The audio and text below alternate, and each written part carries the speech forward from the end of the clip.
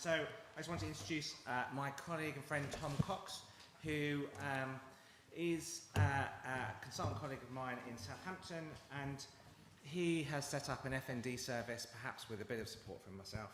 And he's going to be telling us about an outpatient outpatient service for FND that he set up with virtually Lou Baker, who is a consultant physiotherapist from the community service, and together they've set up the service. Thank you very much. Thank you. So thank you very much to the BNPA committee for asking me to speak today, and you too, Boyd. As he says, I'm a consultant neurologist based at the Wessex Neurological Centre in Southampton. I'd like to talk to you today about some of the things we've been doing in the community to try and help people with functional neurological symptoms and disorder. I'll also play a video of my colleague Lou Baker, who unfortunately couldn't be here today, but I think she's on some well-earned leave. So if you haven't been convinced already, functional neurological symptoms are extremely common. One of the most common reasons for presenting to a general neurology clinic, and they're very common in general practice, on the acute medical take, or presented to the stroke service. And these symptoms developing into a problem in themselves, a functional neurological disorder, is also very common. We know that early intervention and helping people to understand their condition seems to improve their outcome. Currently, community therapy services often look after quite a significant group of people with functional neurological problems, but they often have to do this with little support from neurology, psychiatry, or psychology. And Lou is going to talk about some of those challenges a little later. I think that functional neurological problems are sufficiently common that everyone working in neurology, psychiatry, and healthcare generally needs to have a good level of general understanding, and some level of community working is needed, as, for example, in the Exeter model. And I think it's important at the same time as we work to improve specialist services for FND, we also think how we can provide care as early as possible in the patient journey. This stepped care model, proposed quite a while ago now, is useful for its simplicity. In Hampshire, what we've tried to do is reinforce this connection and try and introduce a connection between the neurologist directly with the community therapists, and also involve our community psychologists in the IAP service. And we think that looking after people in the community is beneficial for patients in a number of ways. Looking at the national optimum clinical pathway for FND, we've probably been trying to foster and strengthen perhaps this connection I've highlighted in red, to trying to coordinate care between a somewhat specialist clinic for FND, utilising community therapy services, as well as providing a direct route for patients to have FND-informed care after diagnosis by their original neurologist. So what we've developed is a joint venture between our secondary acute trust and our community trust.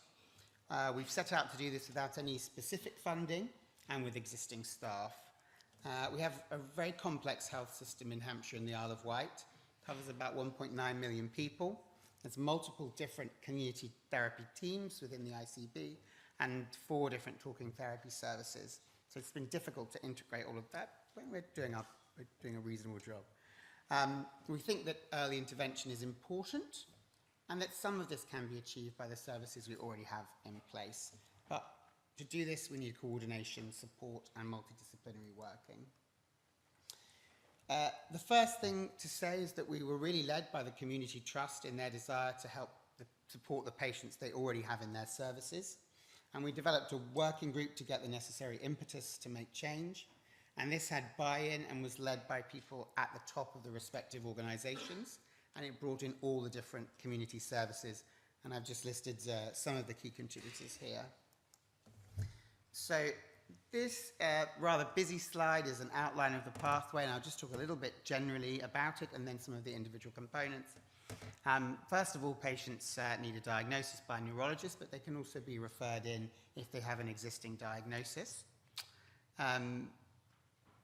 They can be referred by, so once they have a diagnosis, they can be referred in by email or letter to our education group, which I'll talk a bit more about later on. We then encourage the original neurologist to follow up the patient. They can then identify whether the patient needs further support and whether they are ready to engage with treatment. They can then refer them directly to one of these two initial services, depending on what they think is appropriate. Our therapists, particularly Emma Jordan and her colleagues, have made an FND therapy workbook, which is used by our community therapists with a standardised approach to treating functional problems, which Lou will talk a little bit more about. We've also involved the long-term conditions team of our talking therapy service, who provide some basic psychological education and treatment of comorbidities. And some patients may manage reasonably well with the support and can be discharged. But for some patients, they may be more complicated or there may be other work to do. And for those, they can be referred to our clinic. So I'll now talk briefly about some of the separate components. We developed our education group from the work by the team at King's. And I should say a special thank you to Beaver Stanton, who shared the running of the group and their slides for us to use. This is a simple, brief intervention, which is really only a set of didactic talks, but it involves all the different members of the multidisciplinary team contributing to the talks. Our aim is to give patients an introduction to the diagnosis, how they might want to think about it and understand it, and how they might start thinking about self-efficacy. We have a monthly MDT, which I'm afraid is far too early on a Monday morning as a physician, to which any member of staff across the team is invited. This is a forum to discuss patients, sharing ideas, resources and learning for what might help that specific patient, to refer within the group, but also to develop the pathway as a whole. The clinicians coming to the MDT may have very little experience of working with patients with FND, and this is a forum for them to upskill. We also hope to supplement this with educational sessions in future, and I've listed there the core membership who comes to every MDT. So for the initial management of functional neurological problems, once the patient has been to the education group, they can access top-down approaches with talking therapies, who will now see such patients as long as there is some psychological element endorsed by the patient. They can access our standardized FND therapy workbook, which is available across the region, but delivered by the patient's usual therapy team, as well as bottom-up symptom-directed therapy in specific therapy services based on the published guidelines, for example, physiotherapy for weakness or speech and language for speech problems. For some patients, though, either early on because there's difficulties with the diagnosis itself, or later because they need further work, there is an FND clinic which I'm running in the hospital twice a month. In that clinic, I'm trying to confirm the diagnosis, but more importantly, reach a shared understanding of the diagnosis and its drivers in that particular patient. And then I'm trying to package or formulate their problems so that we can send them to specific services that already exist within the region to help them recover or to manage their symptoms. I'm following up all of the patients I see so I can see how they progress with various aspects of treatment and what's working and what's not. We're also collecting outcome measures to see whether our pathway is working. And that's done before and after any therapy intervention, and initially and at follow-up in the clinic. And we're also using questionnaires to assess the education group and the usefulness of the MDT, which Lou will talk a bit about too. So now hopefully you can see Lou. I think I want to do one more click. Thank you for inviting us to speak today, and sorry I can't be with you in person. I'm sure Tom has done a fabulous job of introducing the pathway that we've set up. There are many unique challenges of treating patients in the community, and you should never underestimate the difference between working as a clinician in a hospital or an outpatient setting, which I did for many years, where there is much more control of the situation compared to working in a community setting. Unless you've been in a house, usually on your own, with an angry or upset patient, desperate for you to provide the answers and to help them get better, it's difficult to appreciate the levels of stress, isolation or pressure clinicians often feel. For us, F&D patients might have been given their diagnosis as an inpatient, maybe in A&E or in a medical assessment unit or even on a stroke ward, and discharged home. More frequently, they've been given the diagnosis by a neurologist at an outpatient appointment, or even just by a letter sent home following scans. These patients are signposted to online resources and then discharged with no medical follow-up. They may have been referred to therapy, maybe a speech and language therapist, an OT or a physio. This frequently results in patients feeling dismissed and let down. And we found that the signposting that usually happens has had limited success. It often causes patients to seek further health advice and tests, searching for a different diagnosis or one that they or their family may understand. And it increases their anxiety and thus their symptoms. In the community, when AHPs visit, we're often presented with a patient that's frustrated, angry, not believing or understanding their diagnosis, and bouncing between multiple healthcare providers looking for a cure. Staff in the community are often working in isolated uni-professional teams. Treating these patients alone were overwhelmed with the degree of disability, impairment, and the complexity of the patients they're being asked to see. They were struggling in managing patient expectations and risks due to the multifaceted and changing presentation. Some patients were reporting trauma or abuse as a predisposing factor, and they were not able to access any psychological therapies. And locally, FND also appears to be being diagnosed with increased frequency. And the request for rehab for these patients had trebled in the area since 2020 without any further resource. I'm sure Tom has eloquently told you about our unfunded pathway that we have set up and the impact of this in the community setting so far, and it is really early days. But we have staff now working across many different clinical areas with improved awareness of F&D, and they're now able to support patients' rehabilitation, certainly initially. So if a patient has one episode of, say, a transient upper limb weakness, they do not necessarily need to refer to a specialist neuro team and need specialist rehab interventions. There are things that could be introduced early to support them. And obviously, if these don't work, or if their patients are really complex, they can be referred. Patients can now access talking therapies across the region, and we hope they may be able to work alongside other professionals to improve patient care. Newly diagnosed patients have been given access to a multidisciplinary education session, so they have access to a relevant, appropriate, and a standardised educational offer early. And we are hoping that this will reduce some referrals to therapists, or certainly save time when they can see them. When they're seeing the patients, they have a much better understanding of their condition and the management ideas.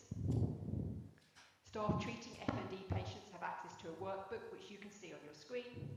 So the page in front of you discusses breathing exercises with some instructions and some QR codes to appropriate mindfulness videos. So it's about staff supporting patients to go through the resource to support them in the management of their condition. It's also invaluable when patients are transferred between clinical teams or professionals, as you can look in the workbook and see as an example what they've done to try and pace activities and advise further, or what they've tried that's not worked. Staff also have access to an MDT to gain further support and advice to reduce that isolation and despair that many AHPs felt. We believe it's actually unique to have an acute and a community and mental health trust working so closely together to provide support for FND patients. This is very much in line with many of the national recommendations of moving care more into the community, but ensuring that's done in a supported way. So here is some of the feedback we've gained from the monthly MDT meeting, and staff have been overwhelmingly positive about the support and advice that they have gained, particularly for patients that they were struggling to progress their rehab or find a way forward to support them. And the feedback from the patient education sessions has been positive too, and you can see some of those comments on the screen. Themes tend to be around support and knowledge gained from the talks, and they felt their symptoms were being validated, perhaps sometimes for the first time. So our next steps, as this is very much a work in progress, are to introduce an education group for functional seizures, to digitise our FND workbook so it can be kept up to date and be accessed more easily, to audit our outcome measures and feedback to improve the service. We want to develop and expand the service, hopefully getting a functional neurology coordinator and maybe even some money. We want to improve our access to neuropsychiatry, perhaps by having FND built into the job plan of our neuropsychiatrist. And we hope to collaborate with other centres, both those who are specialist and others who offer regional or local services. So in conclusion, again, it's early days. I think one of the strengths of what we've done is that it's been driven by the community trust and that we've managed to get a whole MDT from existing staff. I hope that we're starting to change perceptions amongst clinicians so that they are more confident to accept and work with these patients. I can see lots of things, different teams all over the country working on different projects, including the FND network, and I hope we can work collaboratively with other services towards shared resources and other materials. And I hope this talk has been useful, and it's useful to see what we've hopefully done without much funding or any funding. There are too many people to say thank you to and who've been involved in the pathway, but these are some of the key leaders in the organisation whose backing we had throughout. Obviously, I have to thank all of the very extended MDT, and then these are the people I spoke to. Some of them may not remember. In April to June of 2023, when I was asking them what, and Boyd asked me to try and work out what could we do with nothing. So, thank you. We're not having questions, are we?